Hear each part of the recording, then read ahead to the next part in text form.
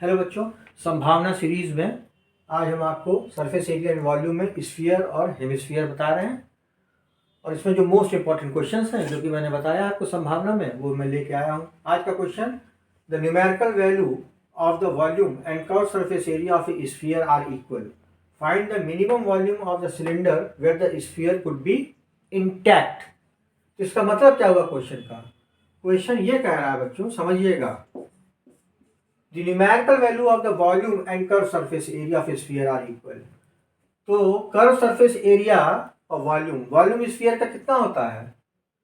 4/3 pi r cube. और curve surface area कितना होता है स्फीयर का? 4 पाई आर स्क्वायर। तो यही चीज ये लाइन कह रहा है, ये समझने की बात है। द न्यूमेरिकल वैल्यू, ये वैल्यू ऑफ द वॉल्यूम, ये volume, and curve surface area of a sphere are equal, दोनों बराबर हैं। फिर कह रहा है find the minimum volume of the cylinder where the sphere could be kept. तो कह रहा है एक ऐसा सिलेंडर बताइए, एक ऐसा सिलेंडर जिसका वॉल्यूम इतना मिनिमम हो कि जिसमें ये वाला जो स्फीयर है, ये स्फीयर इसके अंदर फिट हो जाए, ये स्फीयर इसके अंदर फिट हो जाए, वो मिनिमम वॉल्यूम सिलेंडर का। तो खैर वो तो बाद की बात है, पहले हम लोग इसको रिलेट कर लें, इसको रिलेट कर लिया जाए। तो कैसे रिलेट करेंगे? इसको काट दीजिए, इसको काट दीजिए, पाई कट गया, पाई कट गया, तो r cube is equal to 3r square. ठीक बच्चों, अब ये आर स्क्वायर और ये आर क्यूब क्या हो जाएगा? R cube upon r square is equal to 3। यहां पे एक आर बचा केवल, तो आर इज इक्वल टू 3। अब यहां एक चीज का बच्चों ध्यान दीजिएगा, ये आर किसका बच रहा है? इस वाले में, वॉल्यूम का ना, इसके वॉल्यूम का, इसके वॉल्यूम का, स्फीयर के वॉल्यूम का। ठीक है, ये जो रेडियस है, ये जो स्फीयर का वॉल्यूम का रेडियस है, उसी रेडियस का सिलेंडर भी मिनिमम होना चाहिए, तभी तो वो स्फीयर में फिट होगा। अगर स्फीयर का ये सेंटर है ना, ये बात यहाँ पे ध्यान देने की। ये जो रेडियस आया मिनिमम, यही रेडियस इस सिलेंडर का भी होना चाहिए। तो volume of a cylinder is equal to होता है pi r square h. Right बच्चों, पाई आर स्क्वायर एच। तो सिलेंडर की हाइट कैसे निकलेगी? मान लीजिए आर तो हमने निकाल लिया, मान लिया आर तो यहां से स्फीयर का मिल गया, आर इज इक्वल टू 3। तो अब ये बताओ, मैंने देखो यहाँ पे इसीलिए गोला ऐसे बनाया था, यहाँ पे ये ऐसे टच करते हुए जाएगा मिनिमम। तो ये भी रेडियस हो गया स्फीयर का, और ये भी रेडियस हो गया, दो रेडियस मिलकर इस सिलेंडर की हाइट हो गए। तो height of the cylinder is equal to 2r is equal to 2 into 3 is equal to 6। तो ये भी हमको मिल गया यहाँ पे 6। ठीक बच्चों, अब इसके आगे का काम इधर कर दे रहा हूं मैं। ठीक है, अब volume of a cylinder pi r square, तो वॉल्यूम किसका? सिलेंडर का। तो पाई हो गया 22/7, आर स्क्वायर हो गया 3 का स्क्वायर, और एच कितना हो गया? 6। तो 22/7 इज इक्वल टू 9 इंटू 6। तो 22 इंटू 54/7। तो 22 इंटू 54/7 को जब हम सॉल्व करेंगे बच्चों, तो ये आपका आंसर आएगा 169.71, क्योंकि वॉल्यूम निकाल रहे हैं क्यूबिक यूनिट।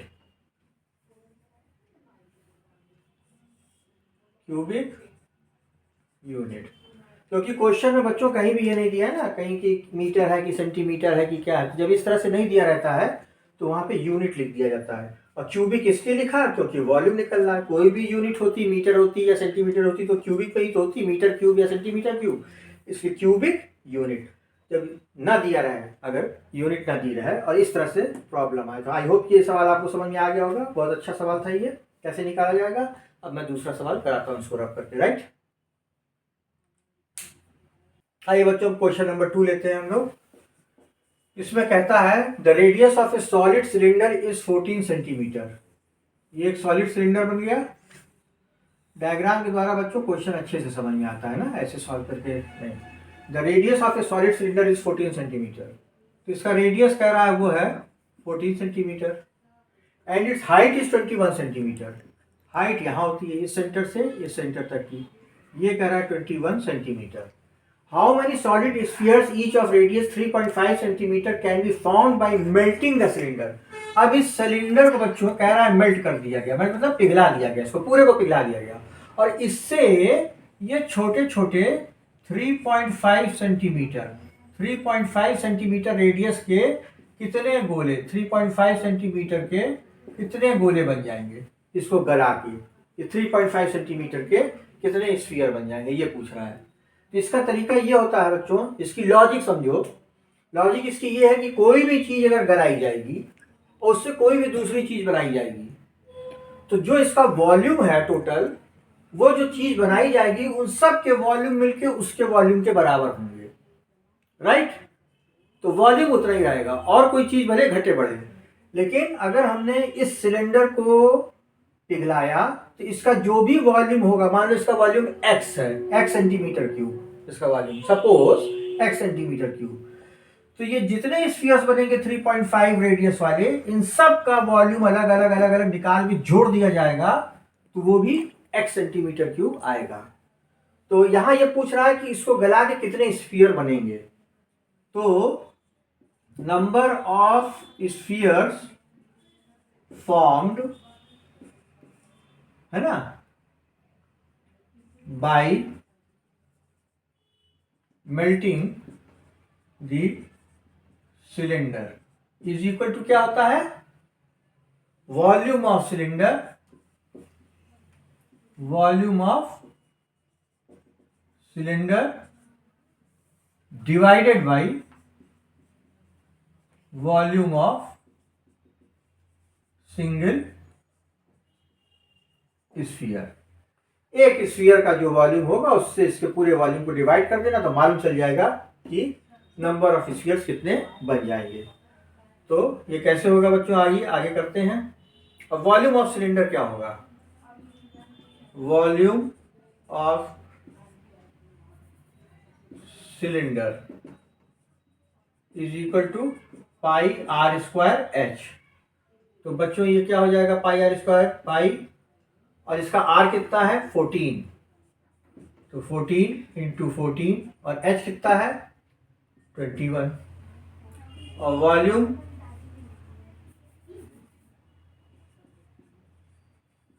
ऑफ स्फीयर और फार्मूला लिख के ही सब सॉल्व करना होगा एग्जाम में। तो वॉल्यूम ऑफ स्फीयर कितना होता है 4/3 पाई आर क्यूब। तो 4/3 पाई और आर क्यूब 3.5 इंटू 3.5 इंटू 3.5, ठीक है। अब हम लोग आ जाए अपने इस पे, ये जो हम लोग निकाल रहे थे volume of number of spheres, hence number of spheres form is equal to क्या हो जाएगा 14 इंटू 21 इंटू पाई अपॉन 4/3 है ना, तो 4/3 का 3 ऊपर चला जाएगा, इसी से डिवाइड करेंगे ना, 4/3 pi r cube, 4/3 pi r cube से इससे डिवाइड करेंगे तो 3 ऊपर चला गया, 4 नीचे, 3.5 इंटू 3.5 इंटू 3.5 इंटू पाई, ठीक, इसका पाई ये वाला बच्चों, ठीक। और ये 3 तो ऊपर चला गया। तो अब देखिए ये पाई कट गया, ये पाई कट गया, राइट। उसके बाद बच्चों 7 2 जा 14, 7 5 जा 35, तो ये 0.5 हो गया।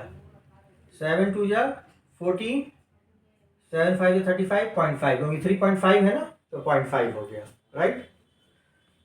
7 3 या 21, 7 5 या 35, 0.5 हो गया, राइट। उसके बाद 2 2 या 4, और ये 4 कट गया इससे। तब ऊपर हमारे क्या बचा, ऊपर बचा 9/0.5 इंटू 0.5, 0.5 इंटू 0.5 इंटू 0.5। अब यहाँ आप लोग को एक चीज़ सिखा रहा हूँ, यही सब चीज़ें छोटी छोटी बेटा सीखना है एग्जाम के लिहाज से भी। और अब यहाँ 9 कर लीजिए, इंटू पॉइंट है ना, पॉइंट का डिस्टर्बेंस मत लाना अपने कैलकुलेशन में कि कैसे करें सर इसको डिवाइड, ये पॉइंट हटाना। 1 प्लेस पे ये गया, 1 प्लेस पे ये गया, 1 प्लेस पे ये गया, 3 प्लेस पे। नीचे माइनस होगा, ऊपर ले जाओगे तो प्लस होगा, ये सब तो पढ़ ही लिया होगा। तो ये ऊपर हो जाएगा 3 पॉइंट, और ये अब हो गया 5 इंटू 5 इंटू 5। इसको मैं बहुत शॉर्ट स्टेप में सॉल्व कर सकता था, लेकिन मैं आप लोगों को समझाने के लिए ये काम कर रहा हूँ, इतने स्टेप की समझ में आया। ये पॉइंट कैसे हटाया, ऊपर 1000 कर दिया। अब ये हो जाएगा बच्चों 9000 अपॉन 5 5 जा 25, 25 5 जा 125। और जब बेटा इसको आप लोग 125 से काटेंगे तो आंसर आएगा 72। तो 72 is the answer, 72 is the answer. तो इसका आंसर आएगा 72। तो अगर इस तरह का भी क्वेश्चन आए सॉल्व करने के लिए तो उसका तरीका ये होगा। ध्यान रखिएगा कि जब पूछे कि किसी चीज को गला के कोई दूसरी चीज बन रही हो तो दोनों के वॉल्यूम्स को रिलेट करिएगा। आई होप ये क्वेश्चन भी आपको समझ में आया होगा। एक क्वेश्चन और कराता हूं मैं आप लोगों को। अब स्टूडेंट्स ये तीसरा क्वेश्चन, ये भी एक important. A shot put is a metallic sphere of radius 4.9 centimetre. If the density of the metal is 7.8 ग्राम पर centimetre cube, find the mass of the shot put. इस तरह का क्वेश्चन भी बोर्ड में रह रहकर 1-2 साल पर रिपीट किया जाता है, इसलिए मैं भी इस बार आपको ये करवा रहा हूँ संभावना सीरीज में। तो कह रहा है शॉर्टपुट। शॉर्टपुट क्या होता है, जो ओलंपिक गेम, एशियाड ये सब होते हैं, इसमें गोल सॉलिड स्फीयर होता है ये ना, ये इसी को हाथ में लेके और फेंका जाता है कितनी दूर जा रहा है, तो ये शॉर्टपुट उसी को बोलते हैं। तो शॉर्टपुट ये मेटल का होता है, जनरली लोहे का ही होता है, एलॉय का भी बन सकता है।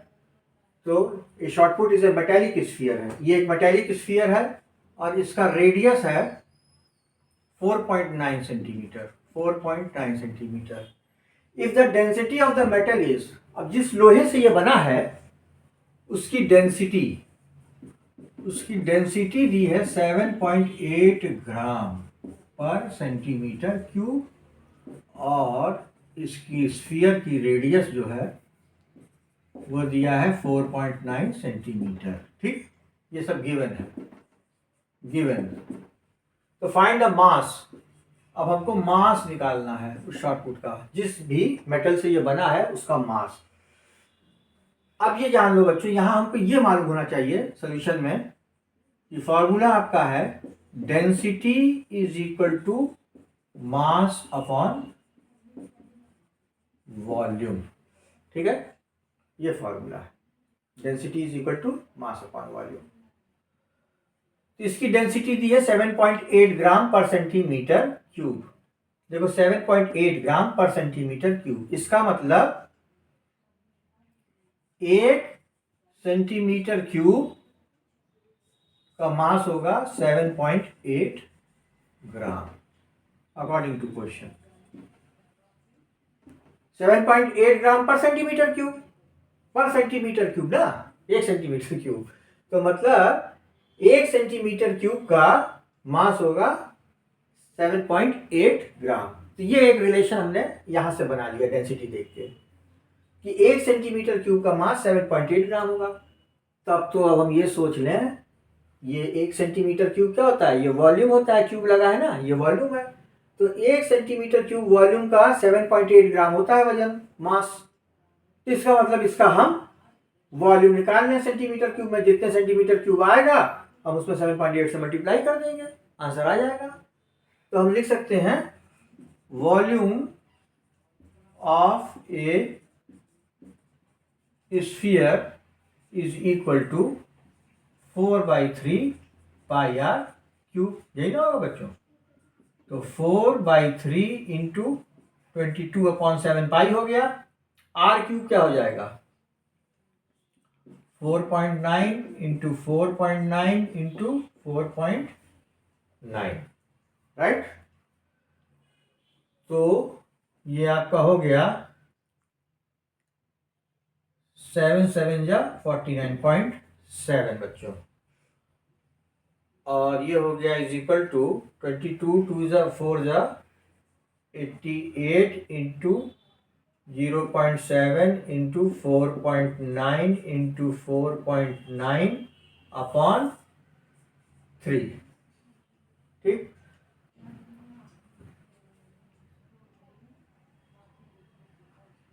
ये पूरा अगर हम मल्टीप्लाई करेंगे और मल्टीप्लाई करके इसका जब आप आंसर लाएंगे बच्चों, मल्टीप्लाई करके, क्योंकि मैं जल्दी जल्दी इसको कर दे रहा हूँ, तो मल्टीप्लाई करके इसका आंसर आएगा 3.85। अब इसमें मल्टीप्लाई करने में साथ में और किससे मल्टीप्लाई कर देंगे? अब ये वॉल्यूम हमारा निकल गया, ये निकलना वॉल्यूम ऑफ ए स्फीयर, ठीक है। तो find the mass of short put. तो अब therefore mass of a sphere, जो कि शॉर्ट पुट है, जो कि क्या है? अरे वही शॉर्ट पुट बोला था ना, उसी को तो स्फीयर कहा गया है। तो मास ऑफ ए स्फीयर, या ब्रैकेट में यहां लिख दे रहा हूं मैं शॉर्ट पुट, ये तो वॉल्यूम निकला। अब इसका मास क्या निकलेगा? तो देखो, density is equal to mass upon volume, तो mass is equal to density into volume होता है। तो वॉल्यूम तो हमने निकाल ही लिया ना। वॉल्यूम क्या है इसका? Mass of a sphere. इसका मास अब कैसे निकालेंगे? ये वॉल्यूम है, ये वॉल्यूम लिख लीजिए। 88 इंटू 0.7 इंटू 4.9 इंटू 4.9 अपॉन 3 और into into into density. Density कितनी थी? 7.8।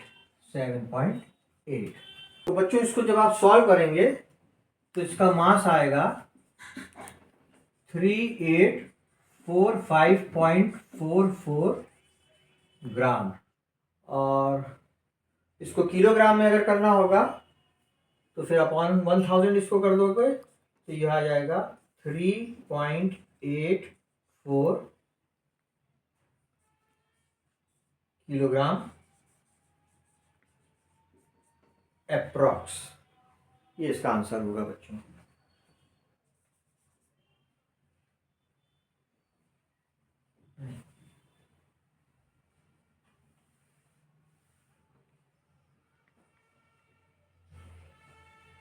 ग्राम में ये हो गया बच्चों। तो इसका किलोग्राम में अगर इसको कन्वर्ट करना होगा, पूछ लिया अगर क्वेश्चन में, तो आंसर किलोग्राम में भी बताइए, तो इसको अपॉन 1000 कर दोगे सबको, तो ये हो जाएगा 3.85 किलोग्राम अप्रॉक्स, ठीक है। ये भी आपका अप्रॉक्स ही था, approximately, approx. Okay, this is your answer बच्चों। A hemispherical bowl has a radius of 3.5 centimetre. तो ये बच्चों मान लो एक हेमिस्फेरिकल बाउल है ये, ठीक है। ये हेमिस्फेरिकल बाउल है, ये इसका रेडियस है 3.5 centimetre. What would be the volume of water it would retain? इसके अंदर कितना पानी आ जाएगा? तो कितना पानी आएगा बेटा? किसी चीज़ का पानी का क्या होगा? जितना उसका वॉल्यूम होगा वही होगा, उतना ही तो ना किसी चीज़ में होगा। कहते हैं इतने लीटर की बाल्टी है, इतने लीटर का मग है, इतने लीटर का पानी जो आप लोग ले जाते हैं वाटर बॉटल स्कूल वाली, लीटर में ही होती है, उसमें लीटर ml में होती है ना। 1000 ml is equal to 1 litre, तो कहीं कहीं 500 ml लिखा रहता है। तो ऐसे ये पूछ रहा है, सेंटीमीटर में बात हो रही है हम लोग की। तो इसका रेडियस है सेंटीमीटर 3.5, कितना? तो वॉल्यूम निकाल लीजिए। Volume of a hemisphere is equal to 2/3 pi r cube. यहाँ ध्यान देना बच्चों, स्फीयर का 4/3 और हेमिस्फीयर का 2/3 पाई आर क्यूब। तो 2/3 pi r cube 2/3 into 22/7 pi हो गया, और आर हमारा 3.5 है। 3.5 इंटू 3.5 इंटू 3.5, राइट। अब इसको जब आप काटेंगे, सॉल्व करेंगे, तो सॉल्व करने के बाद इसका आंसर आपको आएगा 89.8 सेंटीमीटर क्यूब। इसको जब आप सॉल्व करेंगे 89.8 सेंटीमीटर क्यूब, तो वॉल्यूम आपको क्या पूछा है, what would be the volume of water it would contain. तो volume of water contain in bowl is equal to 89.8 centimetre cube answer. I hope बच्चों सरफेस एरिया इन वॉल्यूम से जितना आप लोग के कोर्स में है इस बार वो मैंने आप लोगों को करा दिया। सिलेंडर करा दिया, कोन करा दिया, स्फीयर करा दिया, हेमिस्फीयर करा दिया, क्यूब करा दिया, क्यूबॉइड करा दिया। उसमें जितने अच्छे क्वेश्चंस मुझे लगे इस बार, छोटे बड़े कुछ मिलाकर, वो मैंने कराए हैं। इसके बाद मैं नेक्स्ट चैप्टर ट्रिग्नोमेट्री ले रहा हूँ संभावना सीरीज में, और वो मैं आपको जल्दी ही वीडियो आपको मिल जाएगा वो उसका। तब तक इसकी प्रैक्टिस करिए जितने क्वेश्चन कराए हैं। और अगर मेरी मेहनत अच्छी लग रही हो बच्चों तो लाइक शेयर ज़रूर करिएगा। और एक रिक्वेस्ट है तुम सब लोगों से, बच्चों से, कि कमेंट ज़रूर करो बच्चों। अगर कहीं कोई मेरे पढ़ाने में कमी दिख रही हो, कहीं कोई चीज़ ना समझ में आई हो, कोई और सुझाव देना चाहो तो आप लोग कमेंट ज़रूर करो। आपका कमेंट मेरे लिए उत्साहवर्धन का काम करेगा, जिससे कि मैं और अच्छे अच्छे कंटेंट लेके आप लोग के पास आता रहूँ। आने वाले दिनों में आपको एक व्लॉग भी मिलेगा अच्छा देखने के लिए, जो बहुत जल्दी आएगा। ठीक है, thank you, bye bye, take care.